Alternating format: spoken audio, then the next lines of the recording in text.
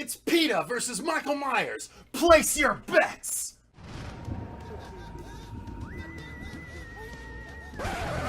Okay, no time for that now.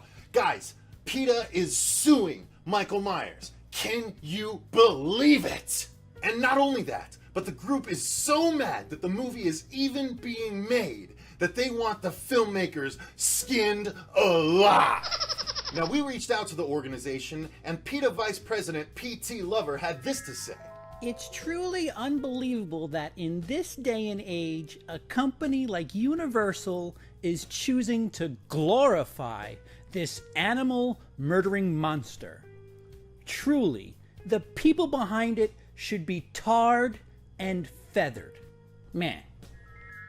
Now, what Mr. Lover is referring to, for those uninitiated, is the tendency of Mr. Myers to... What is that? It's a dog.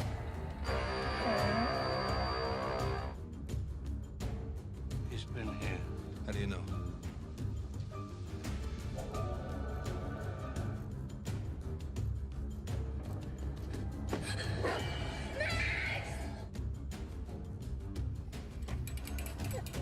not respect the animal kingdom. Fair warning, the footage you are about to see is graphic, 100% real, and delivered to us here at the Horror Show in 100% full cooperation with the Haddonfield Police Department. Now here are the instances of animal misconduct that PETA is citing in their lawsuit against Mr. Myers. Instance number 1, Lester. Lindsay Wallace's German Shepherd, killed simply for barking at Mr. Myers as he entered a place he was not welcome. I guess you could say Myers didn't want Lester to let the cat out of the bag.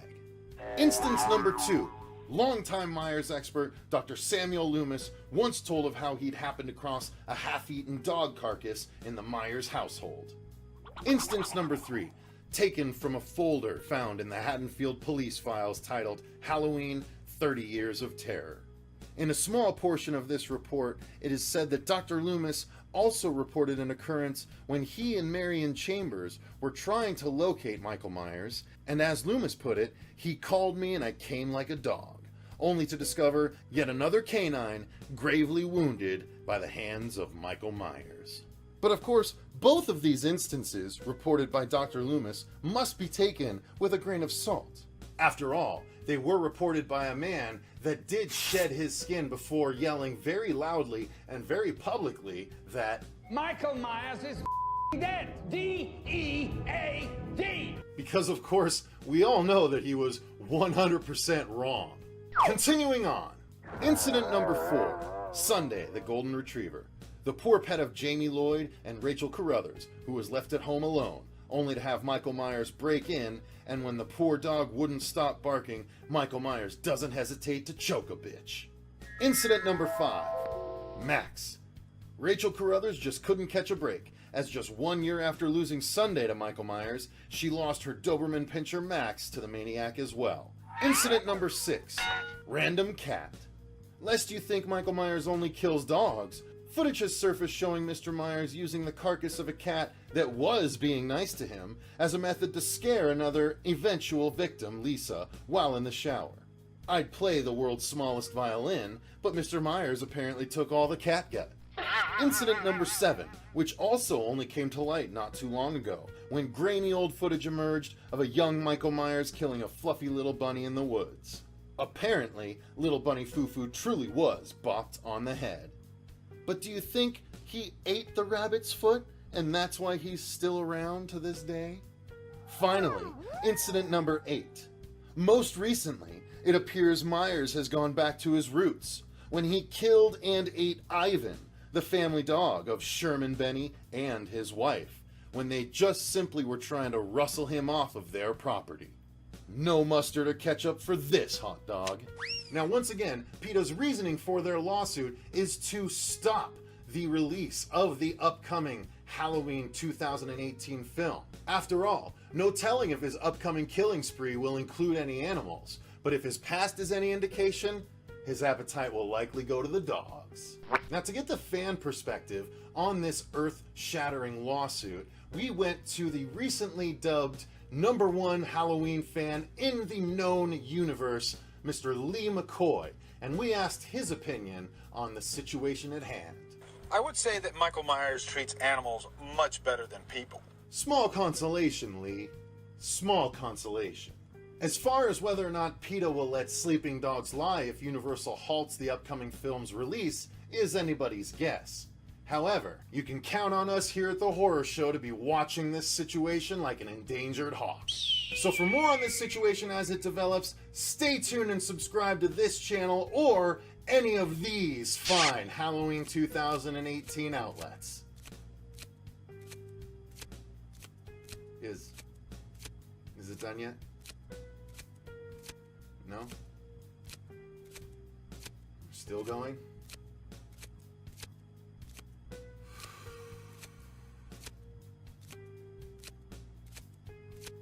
Oh, wow. Oh.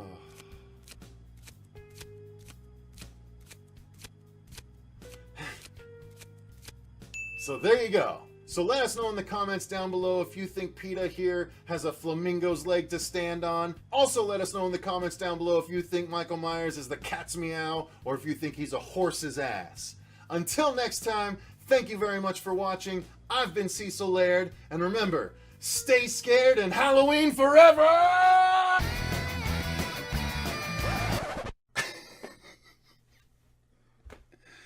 Oh, that was good. Halloween forever!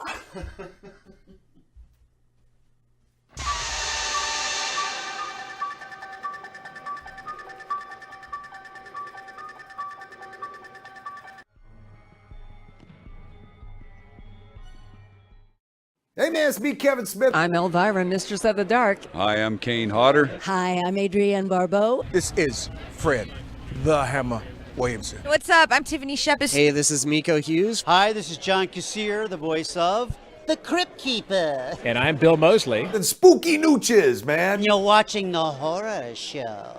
The Horror Show. The Horror Show. The Horror Show. The Horror Show. The Horror Show. The Horror Show. The Horror Show. The Horror Show. It's nothing but joy. Have you checked the children?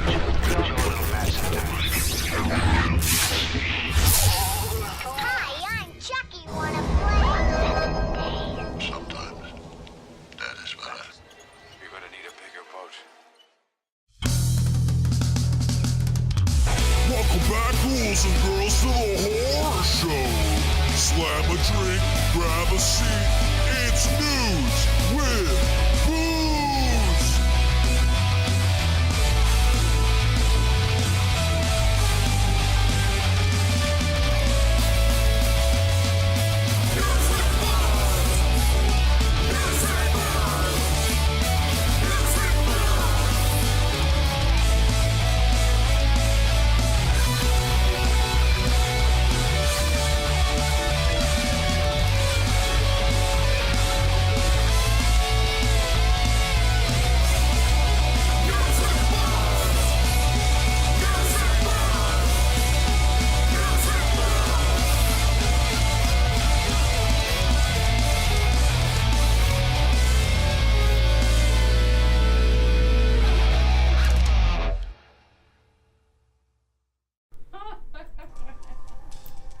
What's up, everyone?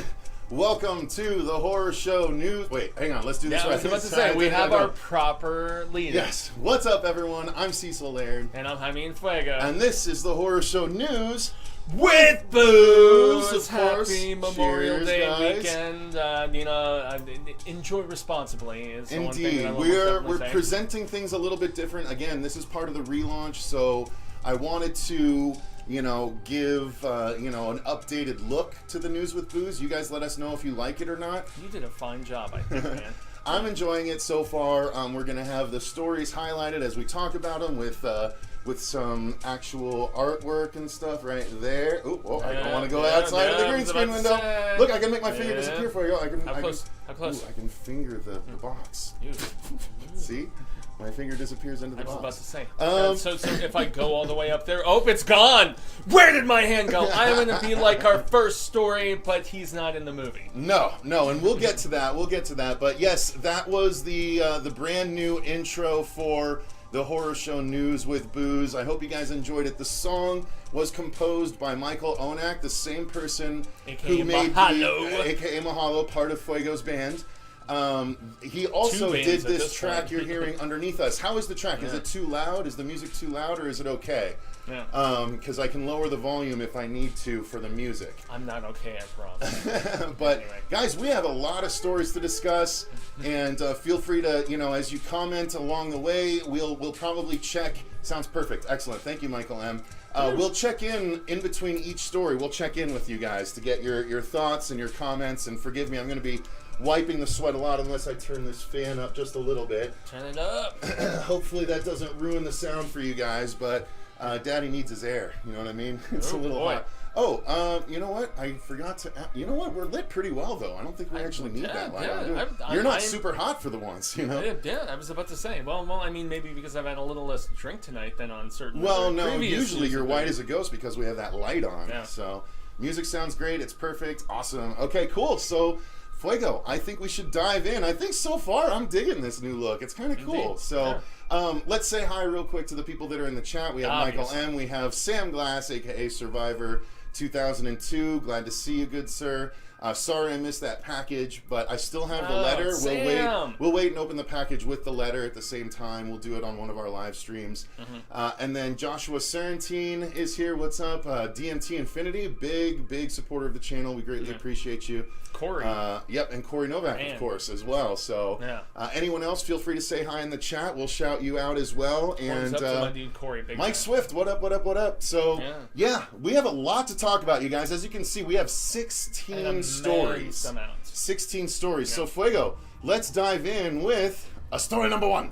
Yeah, and the biggest and most prominent, I would imagine, in a lot of ways, is the fact that Sam Raimi and Bruce Campbell, respectively, have decided to continue forward with the Evil Dead franchise, albeit in the actual continuity as opposed to the reboot continuity. Oh, really? Yeah, and that's official. And it is official. So in the Ash vs. Evil Dead continuity. Yeah. In the press statement that they put out. So first and foremost, you have to know that there is a new Evil Dead movie coming. It's called Evil Dead Rise, and it's not going to be a theatrical sort of expedition. It is going to be a single, I guess, experiment into HBO Max. It's going to be another one of these going into the streaming service. So it's not going to be a series. It's going to be a one-off film, and very specifically, I wanted to address Sam Raimi's comment here, where he says, "I'm thrilled to bring Evil Dead back to its original home at New Line, 40 years after the release of the first film. The company's history as pioneering of horror speaks for itself, and and I'm equally excited to be working with Lee Cronin, who gives her as a storyteller." So just to cut off the extensive, because it's like it's News with Booze, guys. Sorry. Sure. Yep. Yeah, and it's a lot of quotes that they had from him, but basically this one is taking it away from the cabin and putting it in a full city sort of situation. So full Deadite invasion. Yeah, exactly. Oh, so that could be for better or for worse in my estimation, because we have seen so many of these post-apocalyptic, like zombie complete control, overtaking everything sort of situations. And granted, this is not zombies, this is like a demonic, possession sort of thing that can be, spread and whatnot. I'm excited for this film, especially for the sheer fact that I have grown to really enjoy the reboot, the remake. I thought it was fun. It's gory as all hell. It's one of the grossest movies I think I've ever seen, especially with the chicken carver scene specifically. But yeah, I am trying to be hopeful. I still am disappointed, though, at the fact that they didn't get a renewal, at the fact that Bruce is gonna just return in video games along with Kelly and Paco and whatever. But are you excited about exploring this universe further, but yet not really? I don't know, bringing in new characters. Could it be a Fear the Walking Dead sort of situation? Oh God, I hope not. I mean, I hope not too, because that's what I fear. Bruce's involvement, then I don't know how it could. Well, I mean, Bruce feel like it. Bruce is on as a producer, just like Sam. Oh, he's not officially signed on to act in it. No, he's not in it. Oh, officially, yeah, okay, he's not okay. I mean, maybe then I don't care. Do it. I don't care what they do at that point. I mean, if Bruce isn't involved, I really don't care. Deadites can pop up wherever, so wherever has the best story, I'm fine with. Cool. To be honest with you, yeah. I'm not so attached to Bruce that it needs to happen. I mean, we had basically that. We had a Deadite breakout in one of the episodes of season 2 of Creepshow. True. Without Bruce, and it was just as enjoyable. It was well, we had season Ted premiere, Raimi. and it We was did very have fun. Ted Raimi, of course. Yeah. Mainstay as in the Evil Dead universe. Yeah. The Being Evil same Deadiverse. sibling, which helps out in the process, obviously. But yeah, I'm excited enough for it, for sure. Yeah, I mean, does it... Why not? I just Is it wonder, anthological or no? It's just one continuous story. No details aside from the fact that it feels like, from what I was reading there, that the outbreak is expanding, and so maybe it gets past our aforementioned Paco and obviously Ash and so on and so forth. Kelly, as you love to say, absolutely. Yeah, Lice Capate's one of the best South Park episodes. But I mean, are you guys fine with the Ash? Well, shit, the Evil Dead Army of Darkness franchise forging forward. I should have Ashy Slashy here somewhere. Yeah, no, it's in He's the in other the room. other room, Yeah, he is. That's But I mean, are you guys down with this and just further exploration within the universe? Is probably the biggest question. If Ashy Slashy makes an appearance, sure. Then we don't need Bruce Campbell, technically. Yeah. All right, so before we move on to the next story, let's just shout out. We have Justin Finelli in the chat now. We have Scratch Bruno. Howdy. What's being drank? That's a good question. For me, it's my usual, which you saw me assemble in that opening video. If you guys, I'm so excited for everyone to see that. I'm gonna make that News with Booze intro live, as well as the celebrity shout out compilation. I'm gonna make those live on the channel once we're done here, so people can just watch them if they want. But I'm really excited about the intro, and so yes, you saw in the intro. This is 2 shots of vodka. Then you have 1 small can of pineapple juice and a splash of cran grape. Yeah. So that is my poison of choice after having, maybe a shot or 2. Yeah. Which, speaking of, I still have one little halfie right here to finish.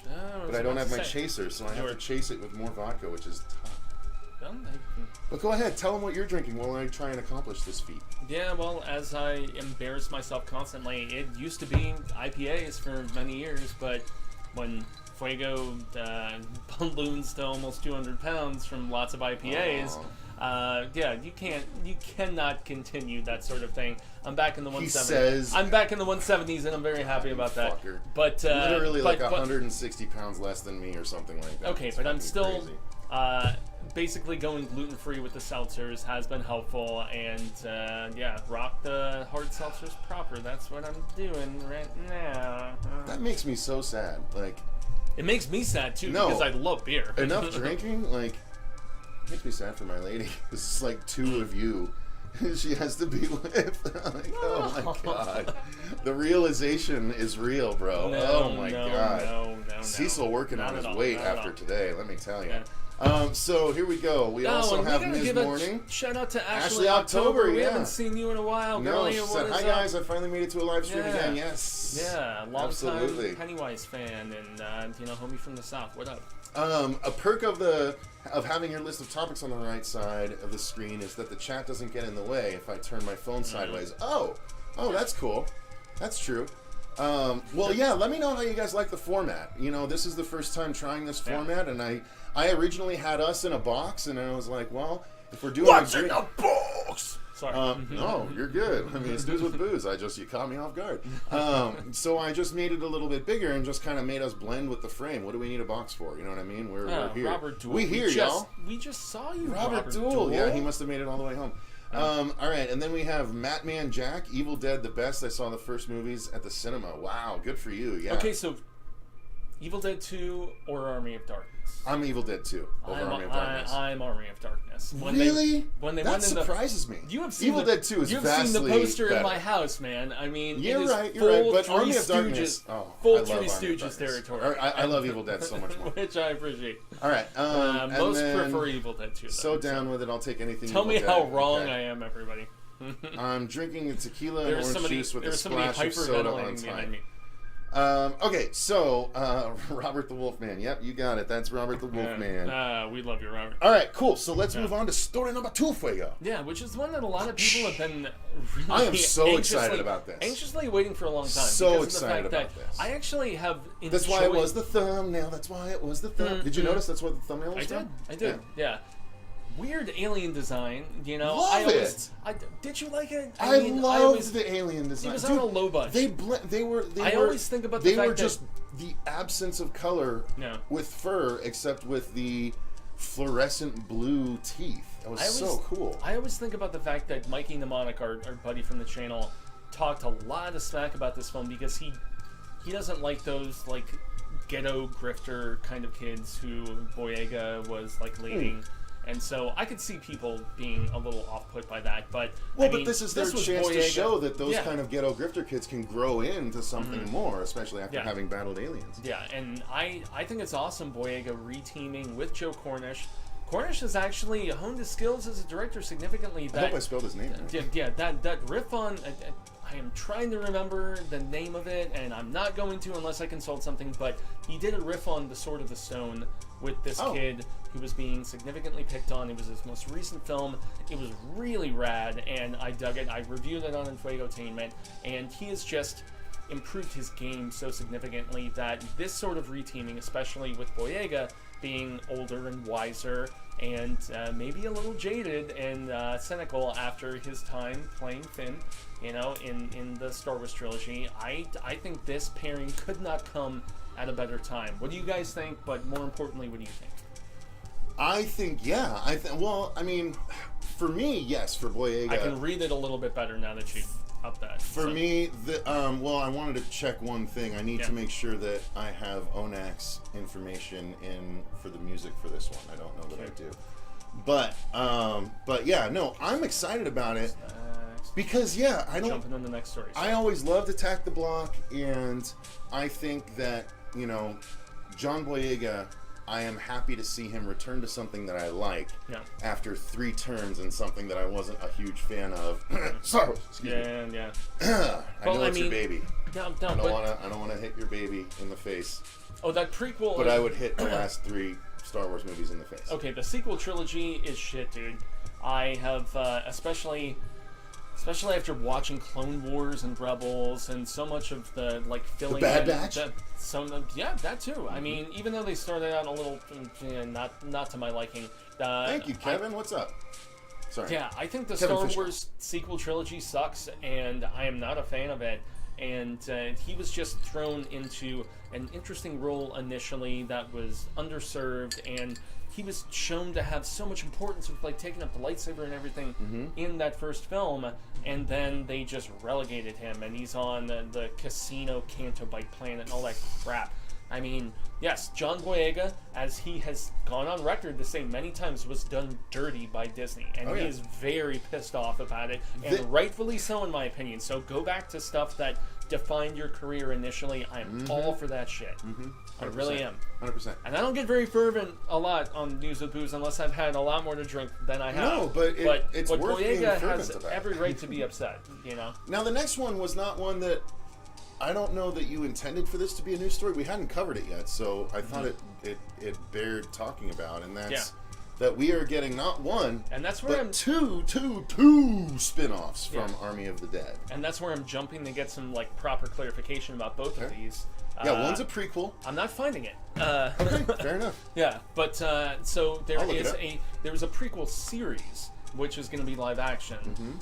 And then we have the anime aspect, which is also going to be going on. From what some people have told me, the German Army of the Dead Las Vegas character is an upcoming spin-off anime-style streaming television series based on the 2021 film Army of the Dead. Hang on. Dave Bautista, Ella Purnell, Ana de la Reguera, and Tig Notaro and Omari Hardwick will be reprising their roles for the Las Vegas from the feature film. Okay, so maybe that one, if I remember the news that I read correctly, maybe that one is going to fill in the gaps. Granted, that's from Wikipedia. So. Yeah, okay. So perhaps that is the one, because I know there is one that is going to be filling in the gaps of when we saw all that stuff in those first 15 minutes where they were helping people escape and they were locking down the actual city. Okay, here, we got it. And then there is the other one that is going to be about the German safe breaker, which is like full-on live action. On one hand, you have Army of Thieves, an Italian crime adventure in the vein of The Italian Job, starring and directed by Matthias Schweighofer, centering on Ludwig Dieter, But today we'll be discussing Army of the Dead Las Vegas, an anime spin-off series following or showing the fall of Las Vegas. Yeah. Okay, while there are still so some I was things... right about the anime at least. Yes, and, yep, okay. Yeah, okay. Cool. But it does say that Batista and the other members of the cast are returning for the prequel series, so I'm guessing they're going to be disparate stories, right? Because they didn't meet until Army of the Dead, but it's going to be their stories in the original Vegas from that slow motion opening is what I would guess. Which I think would be really cool if they have a different because I found myself endeared with a lot of those characters. You know, Tig's different take on it. You know, with the replacement. That was aspect. Seamless. I had no idea that she'd never met Batista before. Yeah, That's crazy. and then Batista and so many of the others. If they had just one. Even if it's 7, 10, 15 minutes, if it's not even 22 or 30 or whatever, I would be totally okay with just that sort of focus on that character specifically. Oh, yeah, because it's a series. Yeah, because it's an animated series. Yeah, you know? so each if it's episode like is a different character. Castlevania 20-something minutes, I think that could be. Dude, I think that could be really, really rad. I still haven't finished it. I will by next week when we do our review roundup. You got to finish Invincible too. I saw you haven't finished that either. I haven't, but I was just holding off because I wanted it all to be fresh, like right when. Okay, good. Well, you're planning on it though. Yeah. Okay, good. Okay, good. Because I'm dying to know your thoughts. Who the hell know, man? Yeah. I almost bought the compendium because I didn't find my comics, and I don't want to go diving into my 70 long boxes again. Yeah. But they are definitely, as they joked about in the pitch meeting, they are franchising the hell out of this for Netflix. I'm sure you watched the pitch meeting. Well, look, with good reason. We enjoyed the movie. Why the hell not? I love the movie. I still don't, I didn't even notice the robot zombies until people started calling it out. I don't know what's going on with that, but Zack Snyder has ideas for a sequel already, and I would imagine it is most def going to happen. And yeah, exactly. And also the fact that if he has Netflix money behind him, one of the biggest things following the unproven aspect of the Dawn of the Dead remake and the affinity so many people had for George Romero's original film was that he has been trying to make Army of the Dead for like 15-something years, maybe even more if I remember correctly, and he finally found it as far as financing with Netflix, and they want IPs, they want ongoing new properties that'll bring more subscribers, and I think they have it with this. How it all pans out with people besides Snyder being a part of the process, but I'm still intrigued and ready to, scope it out. What do you guys think, though? Did you like Army of the Dead? Are we wrong for loving it as much as we did? Let me ask you guys a question while we have 32 people watching. Yeah. So, for the future of News with Booze, is this, again, this live green screen effect means you see these feathered edges? Yeah. Is that distracting to you? Do you not like it, or are you okay with it? And if so, would you want me... I'm not okay. Would you want me to use my precious time to go to the extra effort? I don't have to have the graphics up there. I could put the graphics behind us. Would you prefer that, or do you like just having a cool horror background and then the graphics right there? You let me know, because I can change things up and I can put the actual graphics behind us. It's going to be a lot more work for me because I have to find graphics and I have to make them move and stuff like that. No, not distracting at all. Well, okay. Do you mean the graphics wouldn't be distracting, or it's not distracting the way it is now?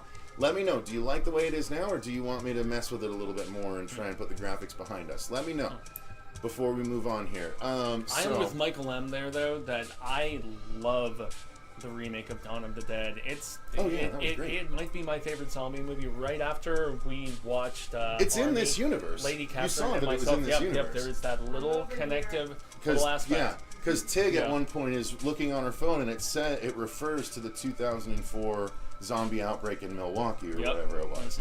And so Ohio, wherever it happened, it was somewhere in the Midwest. That's where it says. And so technically Army of the Dead does take place in the Dawn of the Dead timeline. Yeah.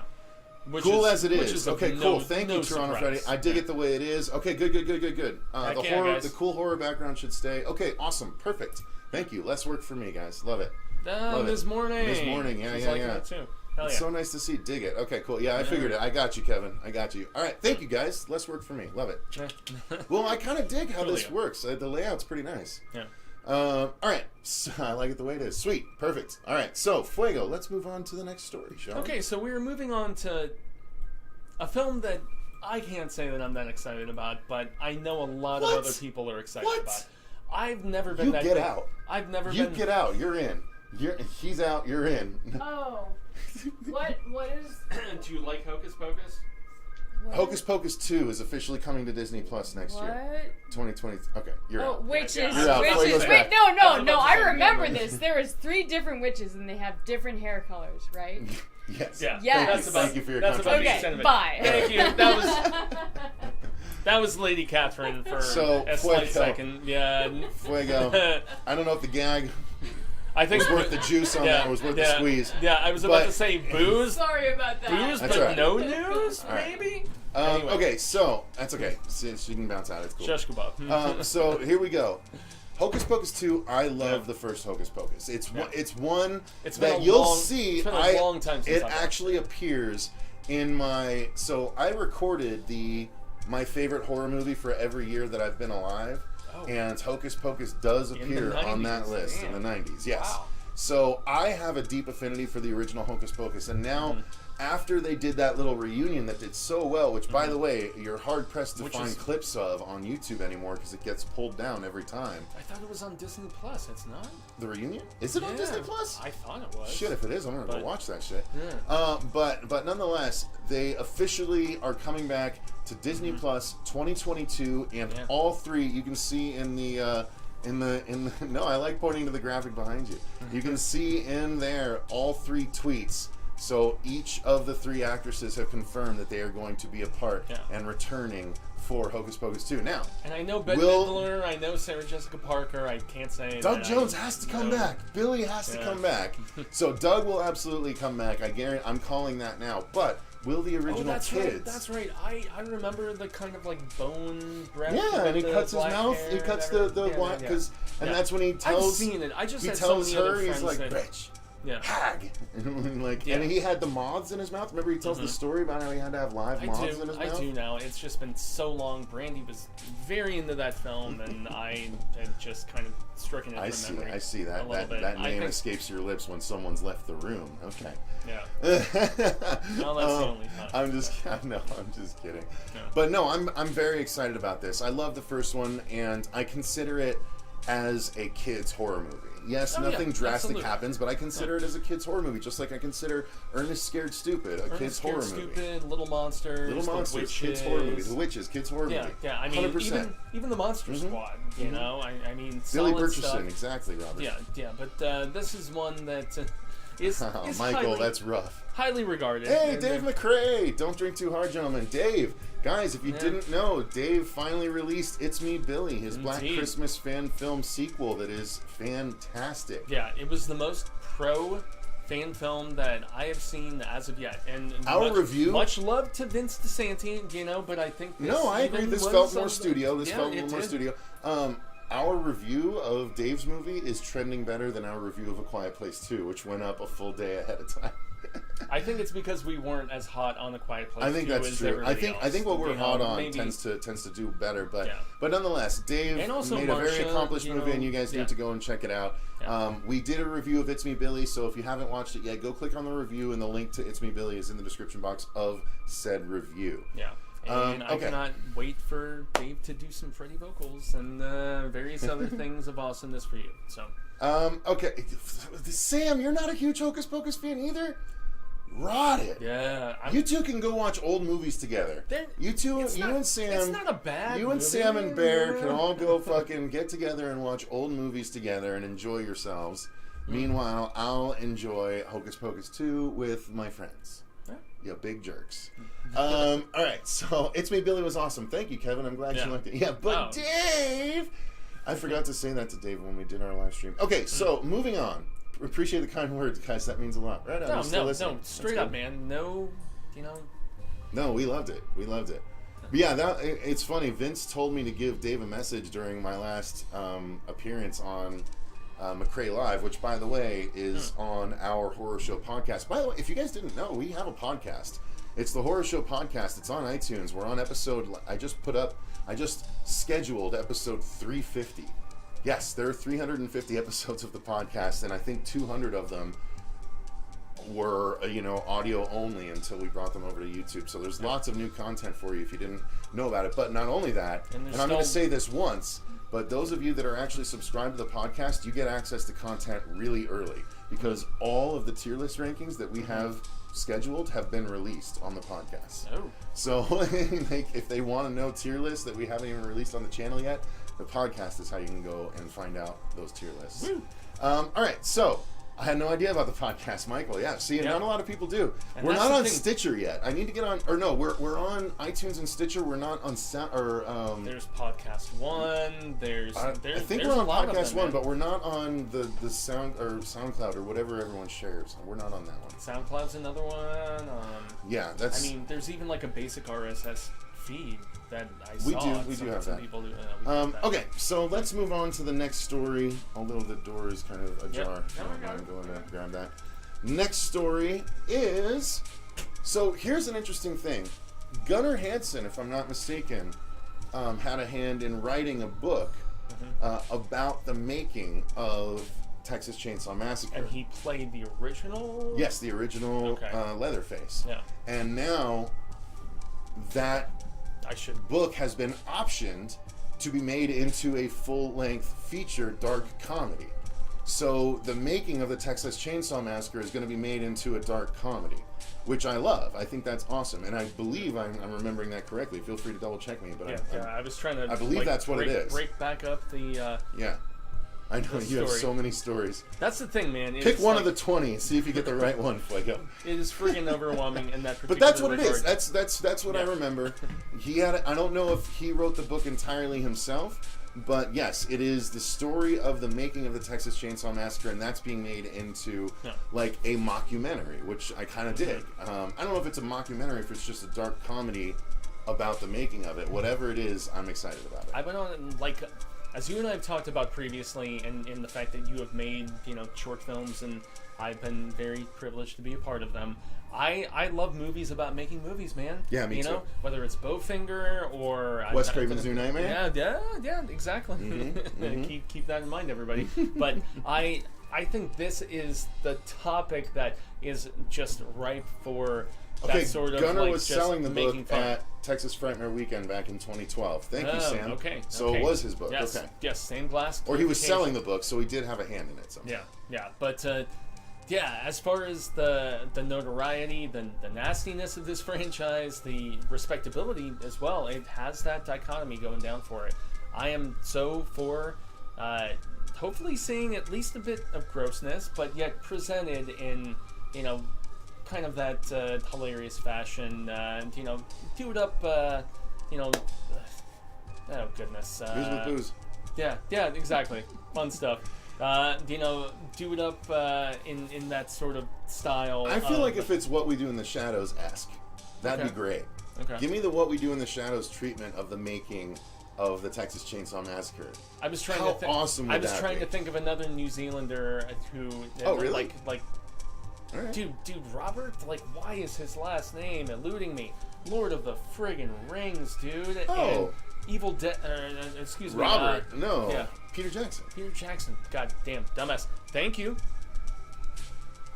You want Peter Jackson to do this? No, but of that Peter Jackson vibe, I mean, that alive sort of situation. Sure. Okay, yeah. I get you. So present gory grossness inspired by the Sam Raimi sort of variety. Well, but that's the thing. I am embarrassed at this No. I feel you now. I pick up what you're laying down. Yeah. But here's the thing. Yeah, remember, that's the sort of vibe. Remember, the original Texas Chainsaw Massacre is the most bloodless of the entire franchise. It's so not why gory would would there be gore behind the scenes? Maybe you would show gore behind the scenes for a humorous variety, and oh man, I can't wait till everyone sees this, and then the end of the movie is like, we're not allowed to do any and they cut gore. it out. I mean, or God, maybe something stupid like they actually put the woman on a hook, and they're like, oh God, we need to get another actress who looks like her, or something stupid like that. I mean, I think that could be really amusing if they just play up the satire of it, and maybe borderline spoofy to a degree, but still being respectful. I don't know. It's all going to be the tone of the script and whoever decides to direct, and if we have capable actors who have comedic timing and everything, that has to be a thing. But I think of any horror franchise, that could be lampooned to a slight degree. This is probably the best, at least for me. Tommy Click, what's up? Hey guys, hey, how's it going? Yep. All right, so let's move on to the next story, Fuego. We got a lot to get through still. I know, and there's a lot of, a lot of booze. Yeah, well, I'm not drinking anything more beyond that one. All right. Have we ever read? So Scratch Burno asks, have you ever read Toby Hooper's book Midnight Movie? No, I have not. There's a lot of probably good horror books that I just haven't taken the time to read, and if it's on Audible, I'd be more likely to consume it that way. So we'll see. But Fuego, the newest story here is something. Now, I don't know if you're too young for this. Did you ever watch any of these? I watched all of these. Oh, God. Okay. Because I worked at Galaxy Video. Yeah. So, okay, here's the thing. Faces I turned of 16. Death was so notorious in the 90s, early 90s. When I was in grade school, kids were talking about this, and I was like... It was notorious. I couldn't see any of them. It was notorious. Not even at sleepovers. So here's the thing. Faces of Death was touted as a compilation of real video clips of people actually dying. And they tried to make it various look circumstances. as real They tried to make it look as real as possible, all the way down to a trip to a restaurant in some foreign country where these little capuchin monkeys are put into these little holes in the table, and then they clamp their heads through, and like the capuchin monkeys run in circles, and they would bash in the heads of the monkeys and eat the brains. Like they showed this, and it was so realistic that everyone thought it was real. So it was just. So they weren't even killing real monkeys in that, because supposedly not. I don't know. There's mixed up lore there. I thought they had people like jumping off of buildings, and they had a parachuter fall like by sharks. A parachuter landed into a crocodile pit and got eaten alive in front of a whole crowd. So there was a lot of different things that happened, and it was supposedly real life captured on film and presented that way. But it turns out, everyone found out years later that no, it was all pretty much staged. That's what I found out later. So, but I've still never watched a single one of them. I did, and they're tough. They're tough. And then wasn't there, or at least in my memory, they were. Okay, and then there was four of them. Wasn't there a follow-up that was actually that it was called like Traces of Death? Or no, something? I think that was the that was the knockoff. Yeah. That was the knockoff from the guys over at Sun Studios, actually, if I'm not mistaken. Yeah. I love you guys. Anyway. but nonetheless, much respect. Yeah. This series is getting a reboot from the people that brought us Cam. That was the Netflix movie that released a couple of years back that we actually quite liked. I liked it. It was about the Cam girl and just the nasty situation. Well, weird supernatural stuff that was kind of happening, right? Yeah. Another girl that appeared, that was exactly like her and stuff like that. Yeah, and it wasn't of that provocative horrorish variety. It was something very different as far as supernatural sort of implications go. Mm-hmm. So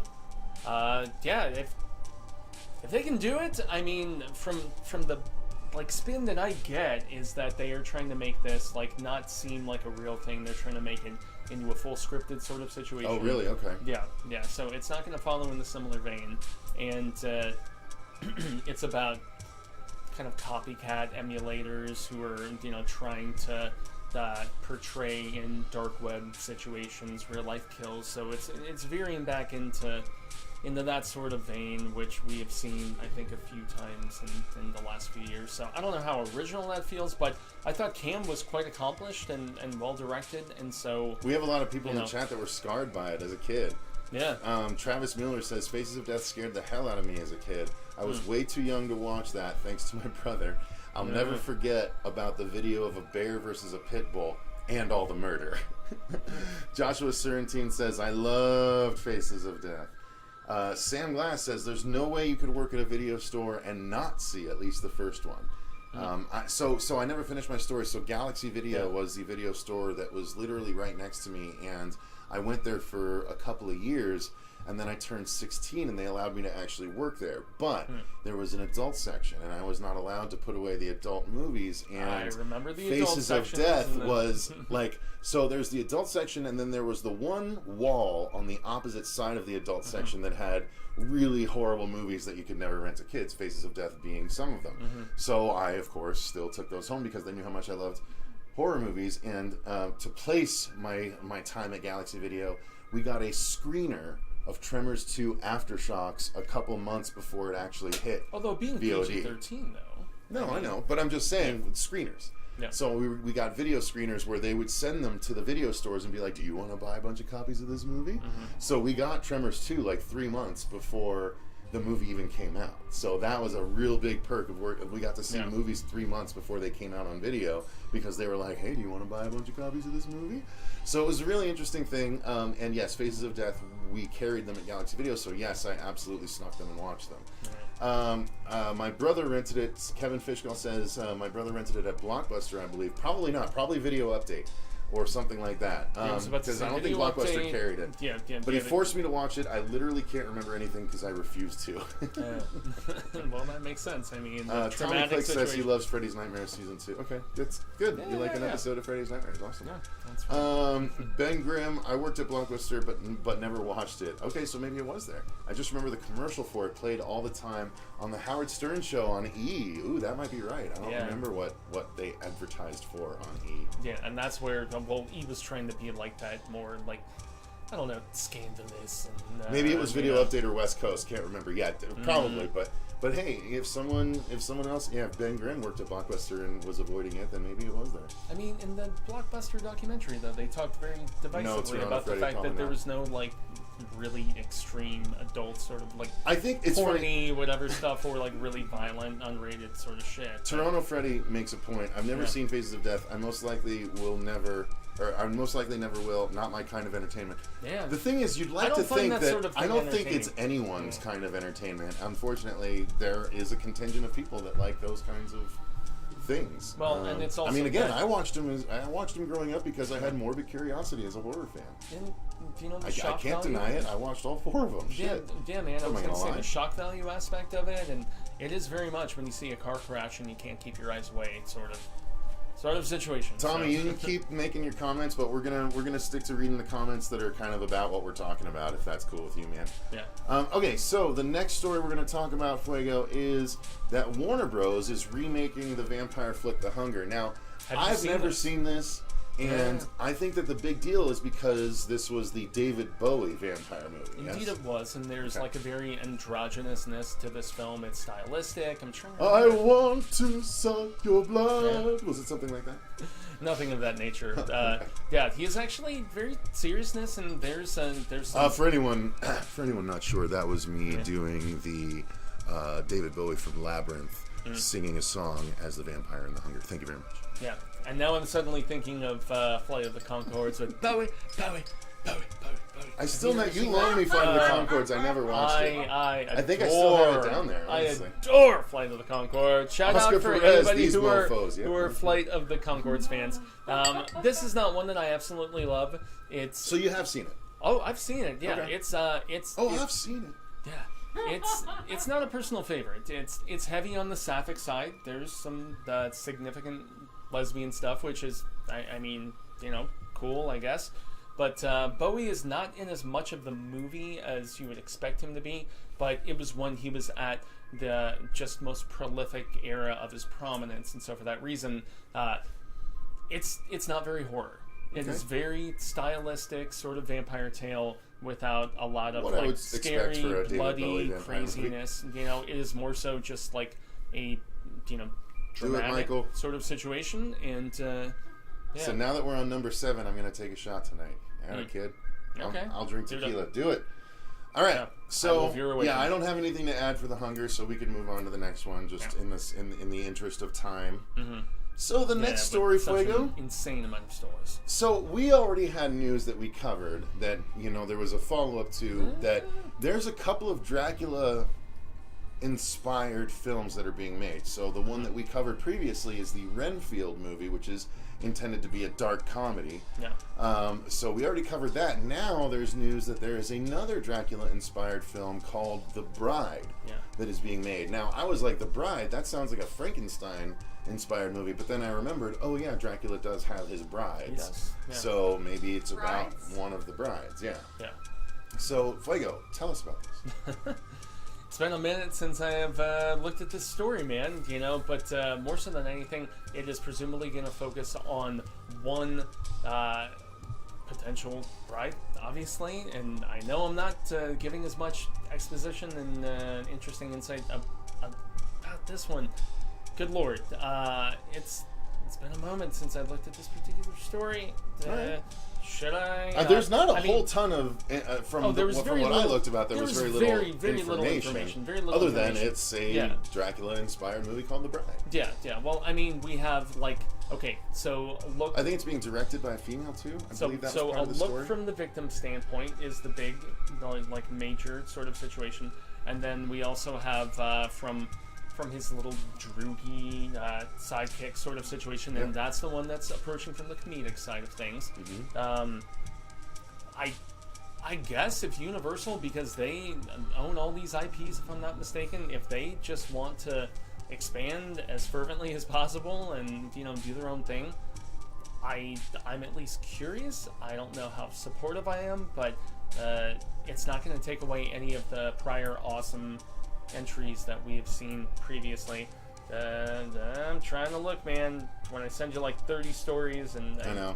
Didn't know it's tough to fish through. Yeah, the exact ones. No, I mean, I think that's pretty much everything that was in that actual little news story. Yeah, it's about the extent of it.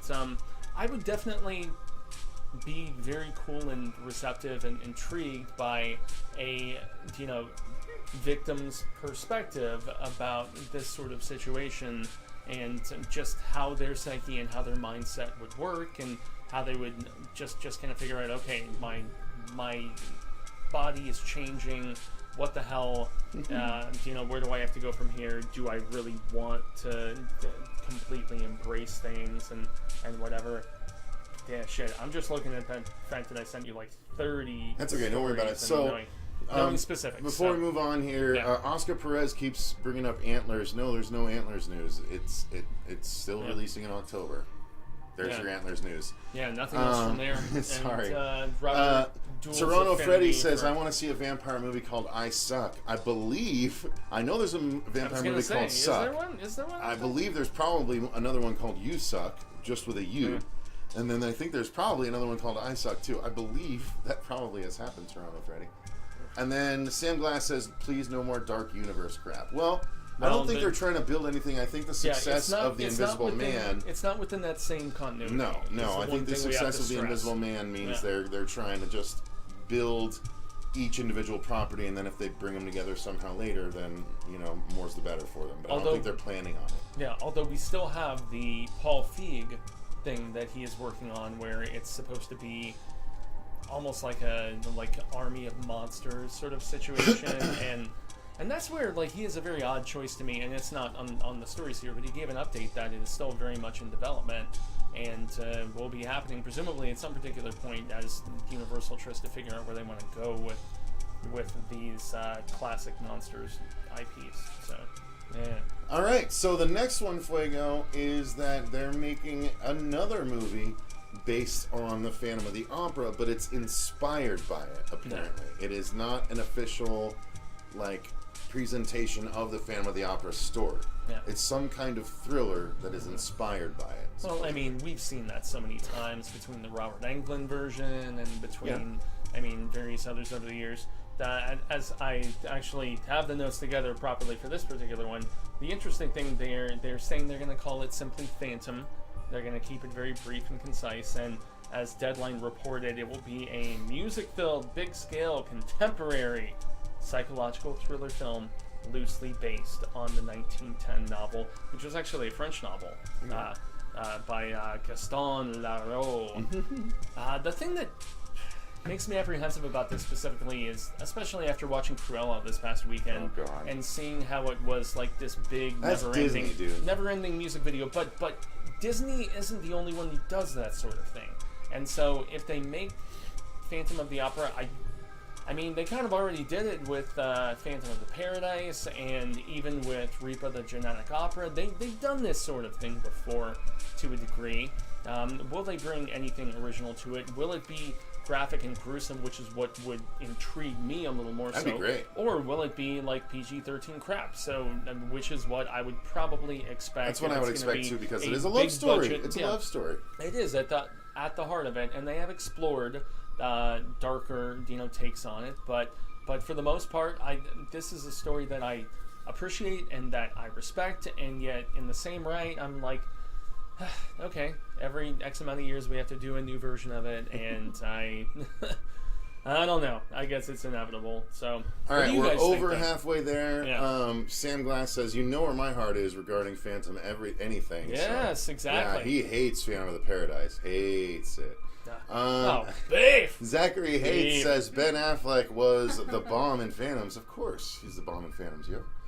All right. Yeah. Next story is Figissimo that the Bring It On franchise has a new installment being made. After 6 movies, they are now making Bring It On Halloween, which is intended to be the first horror installment of this apparently long-running franchise. It was still one of the strangest stories that I read in the past month. I was like, this is a joke of some sort, right? But it is, in fact, happening. You don't have any returning stars like Kristen Dunst, I think, was in the first one. And I don't know. I used to date a girl who was into some of the direct-to-video sequels that they did, but lies. Yes, exactly. I saw the I've pom-poms in your closet. I've seen every single one.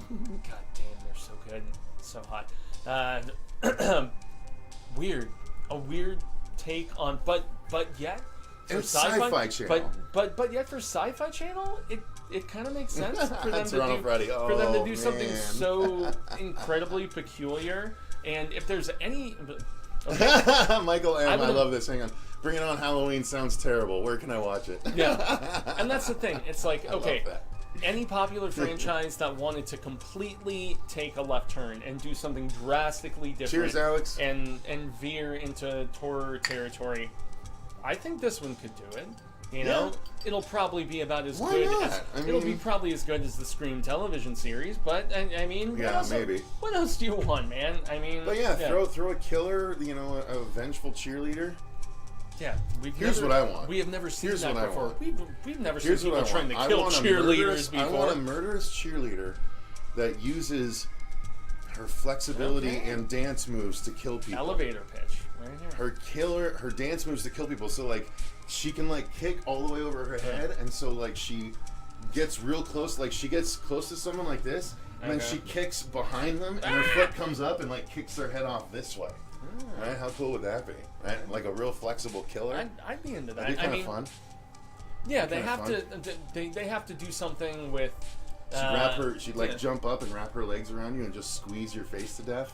It'd be interesting. They have to do something with a pyramid kill. They have to do something with a pom-pom kill. I mean, if you make it creative, even if it's really stupid, and sci-fi has shown itself to be very stupid with some of the projects and some of the kills that they will go about. Could it be a good time? Okay, sure. I mean, why not? I mean, the first October. Really excited for the Bring It On movie. And she's laughing now. So. Zohan kick, Kevin, exactly. No. All right, Zohan so kick, this as in like, yeah, don't mess with the Zohan. Where his foot like comes up and it's like, what are you doing? Yeah, stop messing with me. No, and they're eating like hummus the entire time in that goddamn movie. All right, so Fuego, you're not excited about Bringing On Halloween, in other words. I'll watch it. I will watch it for the novelty factor of silliness that I know it is going to bring. If it's like 70 minutes, because, a lot of those sci-fi original movies, they are legitimately barely over. Yeah, because they know they have commercials coming in to make it a full 2 hours. Yeah. All right, so that's it for that story. Next up, Sci-Fi's 10-episode Day of the Dead series will debut this fall, Fuego. Yeah. I'm just shocked that they're making Day of the Dead again. Yeah. Again. Yeah. Again? Yeah. Yeah. This is, I think, the 4th time. They have remade it twice, and thankfully they've gone with a little more reverence for Dawn of the Dead, and just given what Zack Snyder did with that, a little more respect and stuff like that. Beyond that, they are expanding upon George Romero's the awesome 1980, it's 83, 84, something like that. It was Sorry, the last just real quick, Fuego. Last one of the original trilogy. Away. Yes.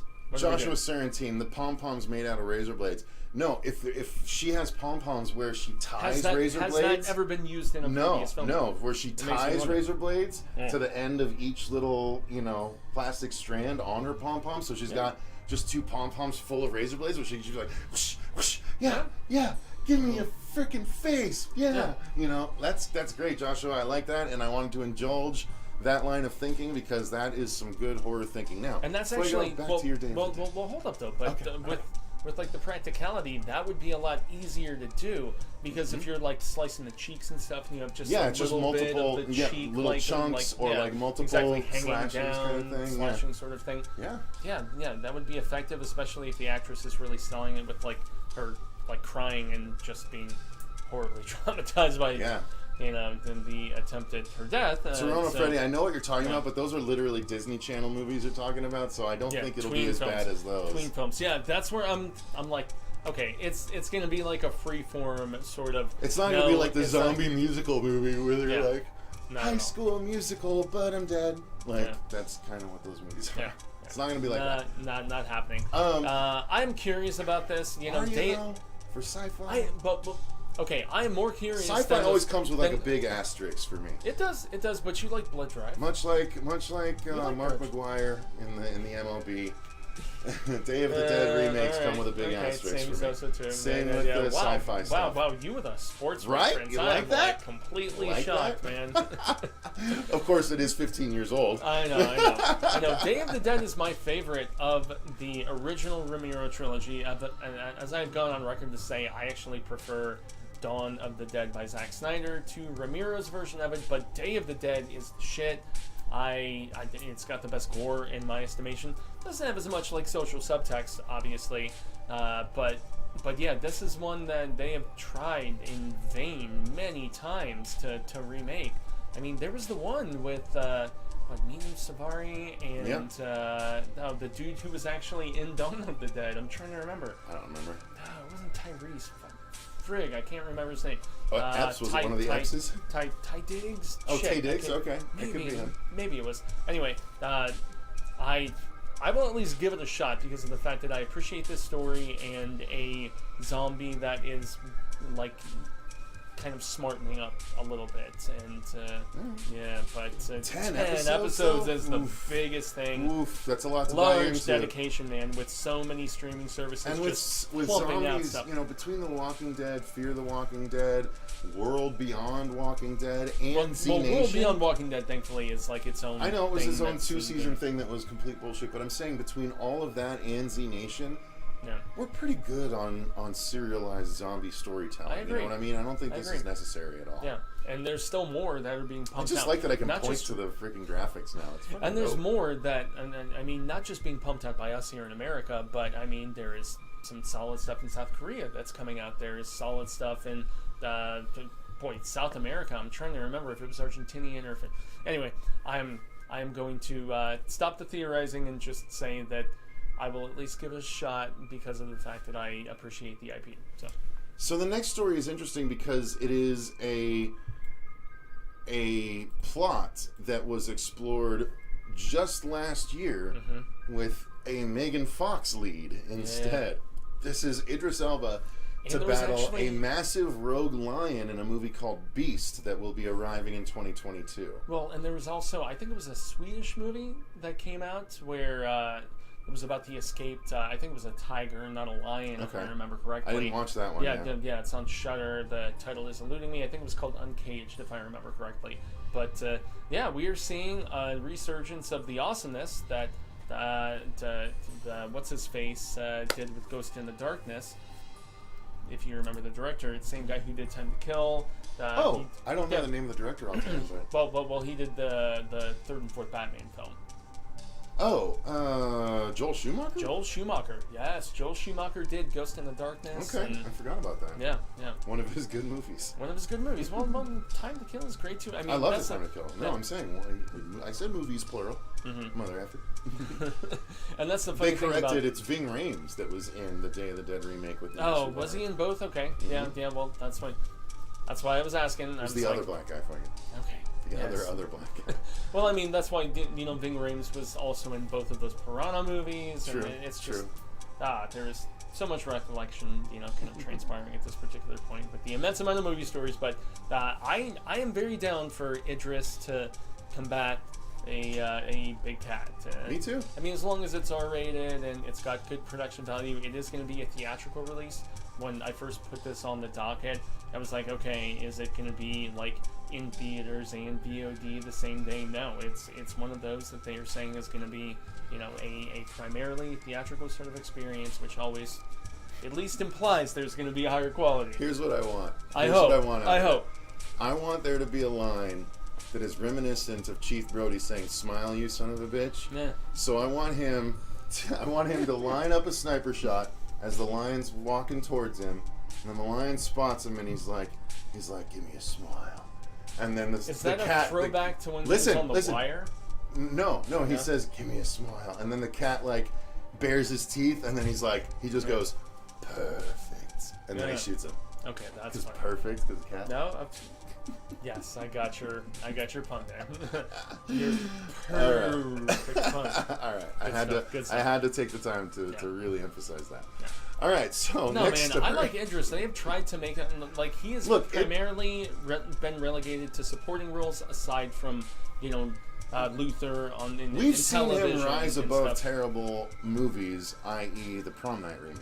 Well, even Dark Tower, man, he was the best part of that, even though he was drastically miscast, and that's just personal opinion, but he still did his damnedest to make that movie watchable, and he did, but the script was so awful and everything else about it was that wretched. Anyway, I'm not going to go on that rant. You've seen various videos about that already.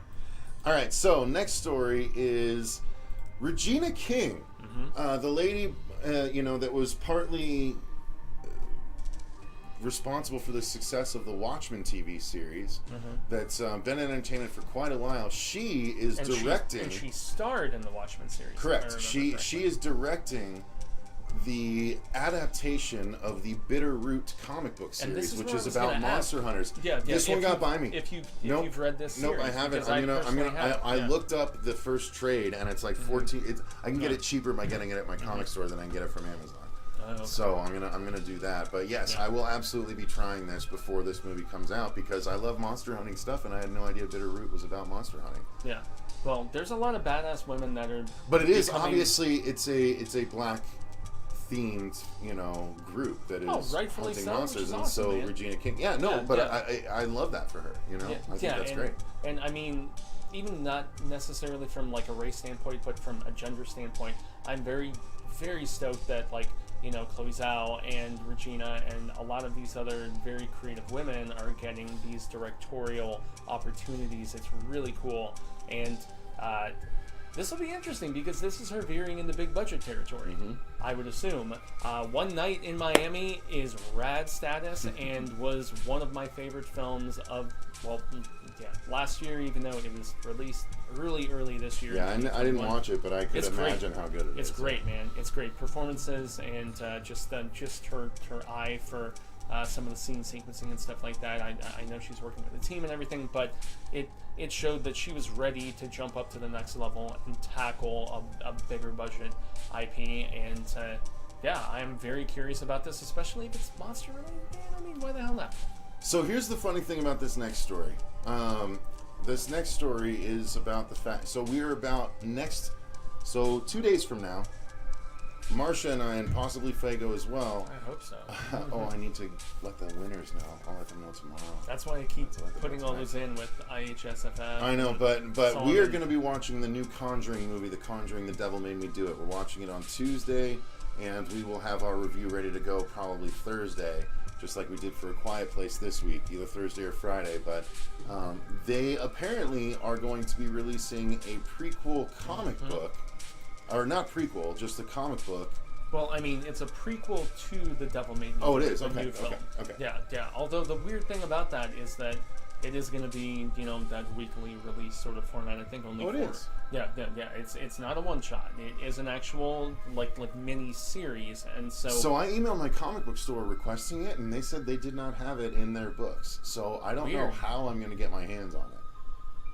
Oh, as in it's not happening? No, as in my comic book store isn't going to get it, so I might just have to go to eBay or Amazon to get them. I don't know how they're releasing them if they're not releasing directly to the comic book stores, unless they just didn't find the title by the name. Yeah. It was a bloody, disgusting article about this. Yeah, no, I saw it. Yeah. So I'll ask them about it. How valid is it? Because it comes out. It starts this Wednesday. Yeah. It's supposed to be the first. Yeah. Well, that would be the 2nd. Oh, excuse me. But, well, if it comes out the day DC does, then... Oh, yeah, because it's a DC book. DC horror imprint. That's right. So it would be Tuesday. Yep. So yeah, no, I'll be getting it. The movie looks great. I don't know how I'm going to get my hands on it, but I will be getting my hands on it. And, you know, maybe we'll review it on the channel if it's worth it. Or maybe we'll do it as a part of the review roundup next month. Yeah, that's the thing, because we still have a significant amount of other, you know, horror-related stuff. We still haven't done Plunge by Joe Hill.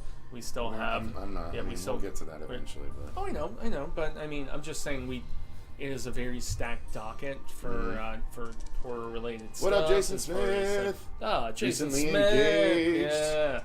Taking his lady through all those movies that he likes so much. Yeah. I saw him post about. We're Jason, going to be seeing less about all of the subgenres you guys are. We're going to be seeing less reviews from Jason just because he's going to be re-watching a bunch of movies that he's already watched to show her. True. But that's cool. Yeah. Jason deserves the happiness and to in every share capacity, and I appreciate Jason's insight like so freaking significantly. No ass kissing, dude. Yeah. Sorry, I need a drink. Yeah. I watch Sinister Cinema all the goddamn time, man. I don't always comment, but I mean, anytime there's a movie that I am personally conflicted about.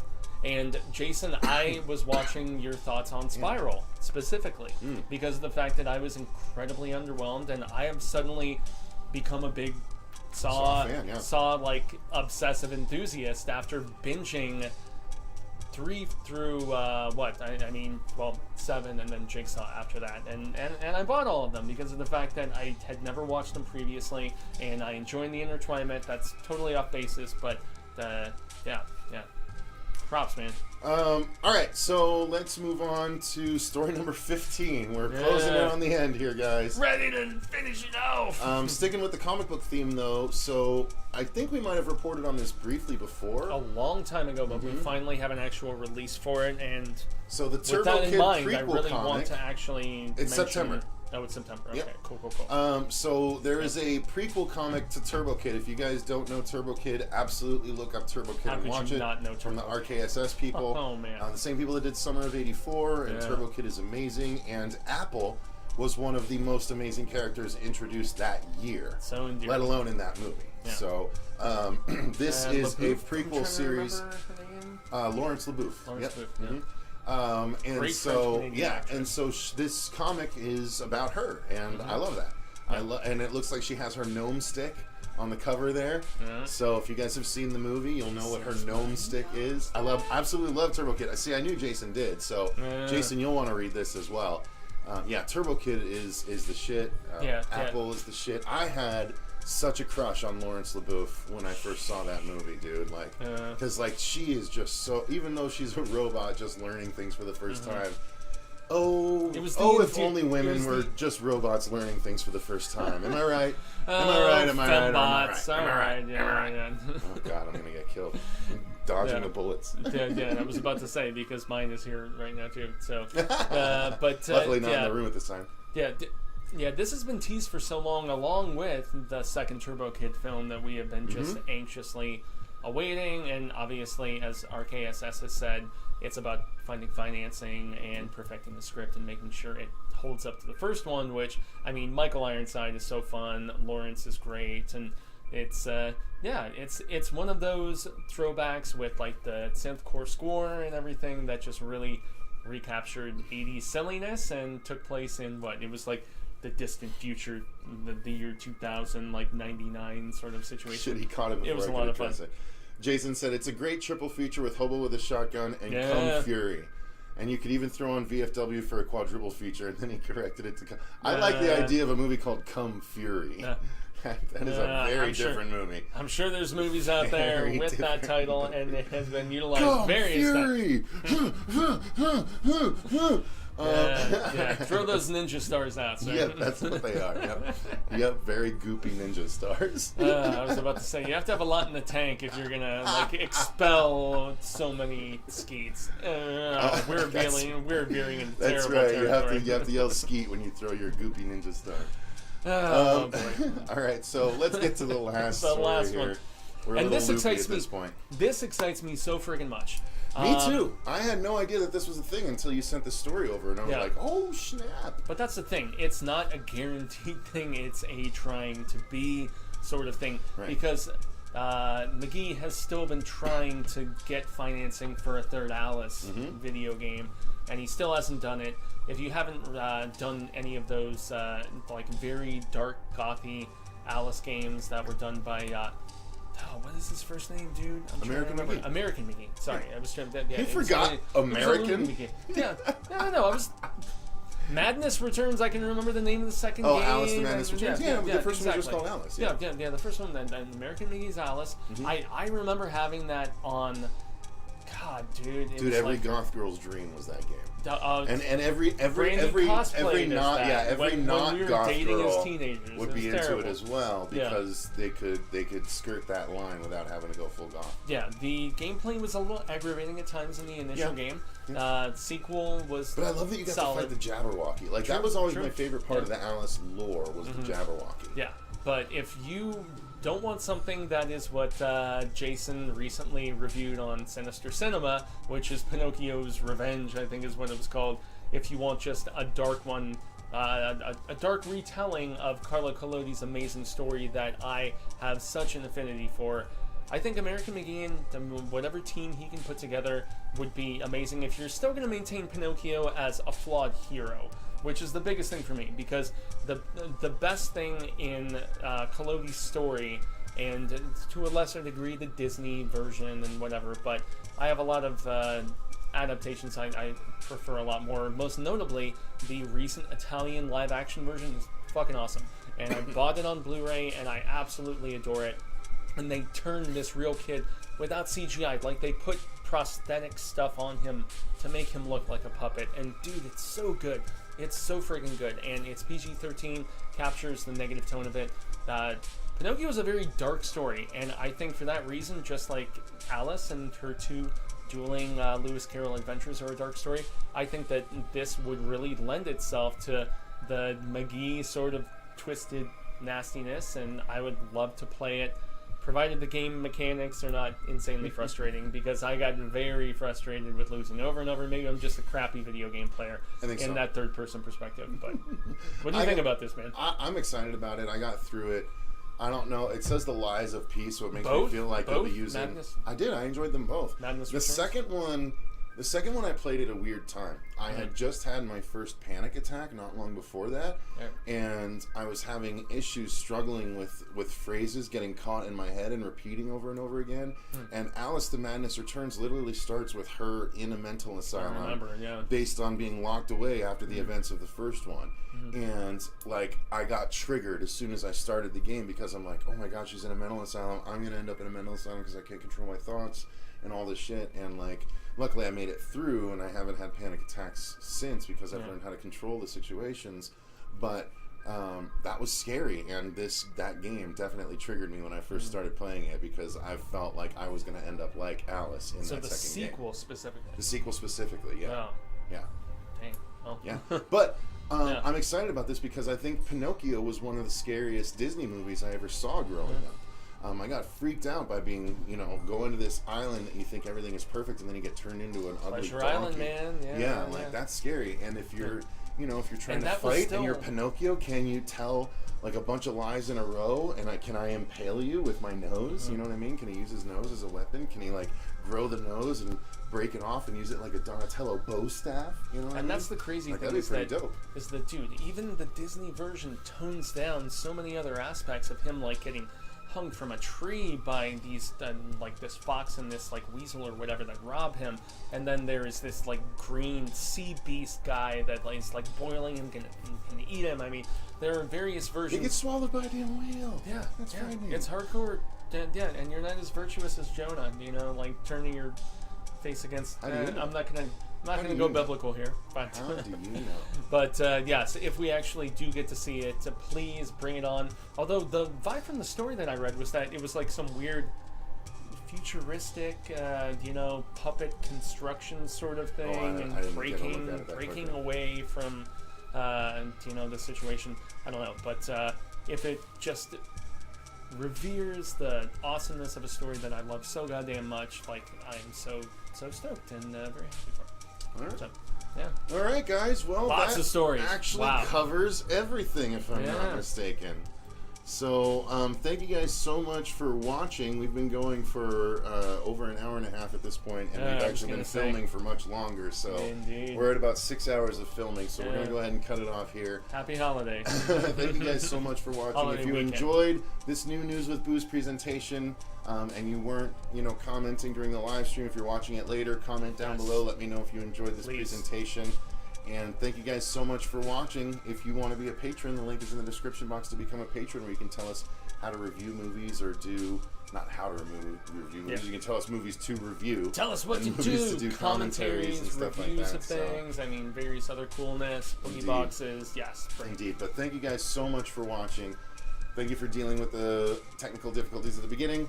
But until next time, I've been Cecil Laird. And Gracias a Jaime Fuego. And remember, stay scared.